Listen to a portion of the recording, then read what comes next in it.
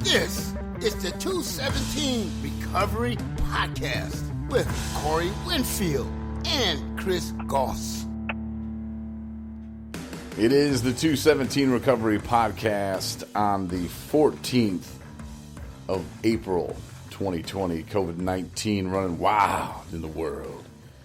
My name is Corey Winfield, and thanks. And joining me. Sorry. Yeah, Chris. Sorry. Chris, how are you? I'm good. I jumped the gun. I apologize.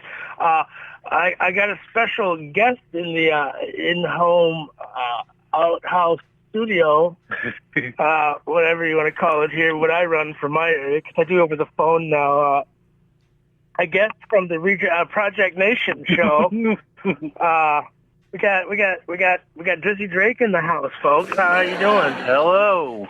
Hey, Dizzy Drake. Hi. Hey, Dustin. How are you, man? Oh, that's Dustin Drake. Yeah, we could tell. We could tell it was Dustin because he kind of started going away from the microphone.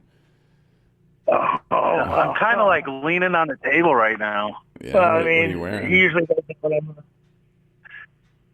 Chris draws me to him. Right. I attract all types of people. All right, well, this is a podcast about recovery, sort of. We talk about recovery, and we talk about our lives in early recovery. If this is your first time listening, it's kind of what we do. We process the feelings, the thoughts, the emotions that we've had, some of the things that we're thinking about in our lives, and we just kind of go through it in our day-to-days. So hopefully you enjoy today's episode. And the COVID-19 is going kind of crazy, and Chris, you had mentioned before we started the show that a very smart man mentioned to you guys to stay away from state assistance and any kind of government assistance. And I would say, again, I'm not a doctor, I'm not a lawyer, I'm just a dude in recovery and a radio broadcaster. But I would suggest that you actually take the assistance because that is what it's there for. Right. I mean, we all know that I'm still waiting for my unemployment, and I don't know if that's state or government assistance, but, it's what I have bought into at all my jobs. I don't know. But, it'll happen. Things happen in due time, and when it happens, it'll happen. But, getting all the help you can get right now is certainly something you should look into with what's going on in the world. It's and it's not our doing. It's Hitler has got us kind of tied down. But this Rona is.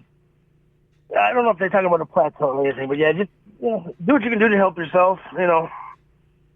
Because if it's there, it's not there for nothing. When it dies out, don't think you can go do something because then it just kicks back up again. Dustin, have you reached out for any kind of aid or assistance from the government? We just found out something today. What was that called? I don't remember. I don't pay attention. QRP or P something. WKRP in Cincinnati? Oh, no. Did I get no last check? Oh, yeah, I can't hear that. There was none there. I was just waiting. Okay.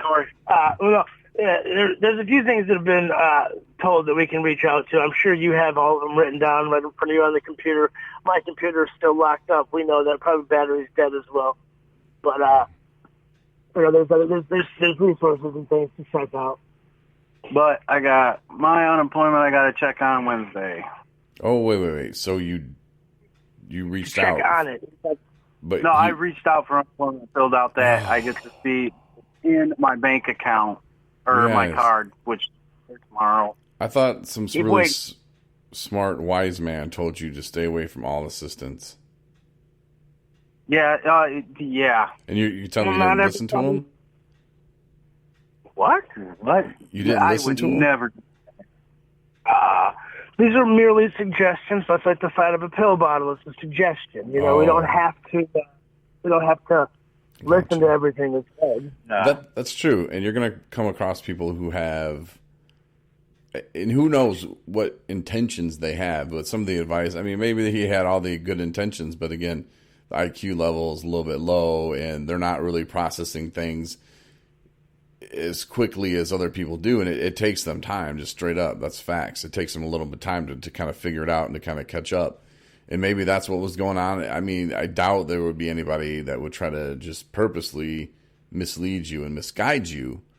So those are kind of things that you just have to kind of take. And like you said, Chris, those were suggestions, and it's good to listen to all suggestions, because that's what they are. They're suggestions. And then you have to decide what's best for you, and is collecting, like you said, listen to them, not take them. Unemployment. And this is something that kind of concerns me because I do work at a treatment center. And I think that when this is over, who knows? It's 3 months, 6 months, 8 months, 25 years. When this is over, you never know.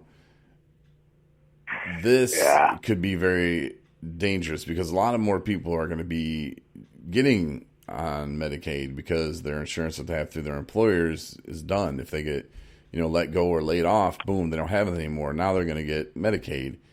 And where they didn't have access to treatment centers before, and they got all this time where they're just sitting at home, not doing anything, and the bottle becomes a little closer, and the shelves become a little more stocked. And I don't know. I just think that this is going to be trouble. And when it ends, I just hope that the treatment facilities all across the country are prepared and ready, because I think it's just going to be, let's go. And another reason, if you're in a treatment center right now, I do believe you won't get unemployment. Just like food stamps. Like when you're in there, they don't give food stamps. Why would they give you money when you don't need it? I don't know. Maybe it's different.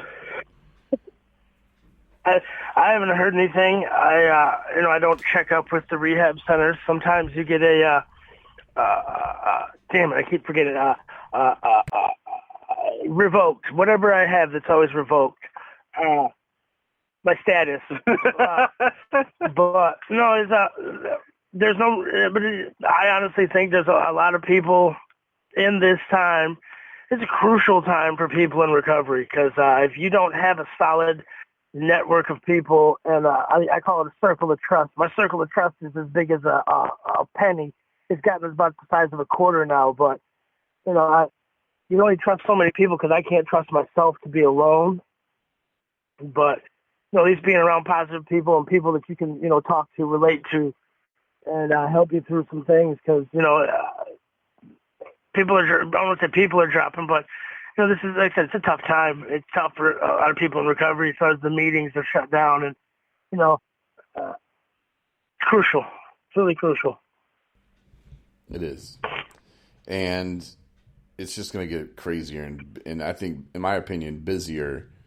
And I think a lot of people might have left treatment because they knew, well, hey, the federal government's not giving away, but, well, yeah, and unemployment, it's $600 a week. And you can also get unemployment from the state, and a lot of people are quitting their jobs because they're like, wait a minute, I'm going to work on the front lines and risk getting this horrible disease that turns you into a zombie and you die. I'm going to risk my life for that? No, thanks. Didn't sign up for that. And so a lot of people are quitting because, first of all, A, they don't want to get the Rona and turn into a zombie. And B, because they can make more money staying at home for the time being. Right. And, it makes more sense. So a lot of those people are leaving the jobs. And some of those jobs are treatment centers. It's mandated that treatment centers stay open. It's one of those things which I kind of look at like, cool, I kind of have something to do, but you saying something, mandated, Dustin? That they can't stay open? Yeah, I was, because I know one that closed down because of this. Which one is that? Because Chinese restaurant in Bering Springs. Oh, no, they tried to stop taking people, but they didn't close down. Yeah, they laid everybody off. There's no one there. This I know from a fellow that works there. Well, I'm calling you a liar. Just kidding. It'd be the first time Corey called somebody a liar. Whoa. I'm just repeating what I was. Yeah, that just happened. Yeah. Bazinga. Yeah. I do know there's a Chinese food restaurant around here that a young lady posted a comment that they're open, they're fully running, they're accepting patients, and I do believe they're getting them probably daily. Yeah, well, Trump said that he called. I talked to him today. I was like, "You guys got to stay open." Did you? How's he doing? He's doing great. I watched a documentary film on fake news, and it was pretty interesting. All the fake news that was happening and how people take a little bit of what Trump says and they turn it into whatever. And then like how the news media, especially CNN, was taking stuff that other reporters were half-ass reporting on and just making a whole story up about just whatever. And a couple guys from CNN were on tape saying, well, yeah, we don't really know about the whole Russia thing. They're like, yeah, there's probably nothing there, but it gets ratings. And it was it was pretty crazy. And the whole Hillary thing, and they were saying that they all threw that, to get Bernie Sanders out of there, and it was all just rigged and just, I don't know, man. It was pretty interesting, and it makes you sick to your stomach too. And being in the media myself, I know firsthand how that happens. And it wasn't really to the extreme of slandering people and just making up lies, but it was just like, are we going to report on that kid who got shot, or are we going to report on Stevensville smells like poop because they just put manure on their fields? Let's run with the manure story. And I'm like, wait a minute, you're not going to report on this kid who got shot and they're still looking for the killer? You're like, nah. Right. Let's not do that. I truly get sick of seeing the news. It just aggravates me to no end. When I actually made I took a little vacation. I didn't go to Alaska this time. I went to Hawaii, a little place that makes frosted flakes. I didn't mean to name drop there, but there's some news there that some things happened, and I didn't hear about it when I was there because the news was always on talking about this, that, and the next. And 2 people were killed, and just the same old. But life will continue. The drugs will still be there. The liquor stores will still sell liquor. People will get shot and killed. Car accidents will happen. People will poach animals. But we keep hearing about the Rona, who's doing wrong, why they're doing it, who's there. Oh, heavens.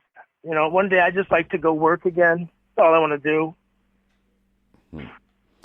Now, Dustin. Sorry. Yeah. Are you back on Facebook? Hell no. Okay. That's a Texas. Not sure. Wait a minute. Well, there's a guy that died that and What's his name? Jesus, Dustin. I'm not going to say his name, but Please don't. he was known for, and this is gross, I can't believe I'm going to say this, drinking saliva from another person who was... Oh, really, Corey? Doing Suboxone and not swallowing. swallowing. Yeah, I know. And they spit it in a cup and he would drink it. Ugh. Yeah, Yeah. I heard about that. Yeah. That sounds like a great time. For that. God, Christopher. What does that mean? My sarcasm is a little rough. I apologize, folks. Anyway, that person though, I had talked to him, and he or she, whatever it may have been, this person wanted to change but didn't want to follow through with the things that needed to happen to make the change to where he didn't die, or that person didn't die, and then the person died. So I mean, it's one of those things. But at the same time, the other person, let's just say the one that was here, I will spit into this cup, and I mean, you're not helping those kind of people, and No. it just kind of blows my mind, man. It just really does. Crazy that, and it's crazy the way the world goes. This individual that I happened to meet this individual months ago. I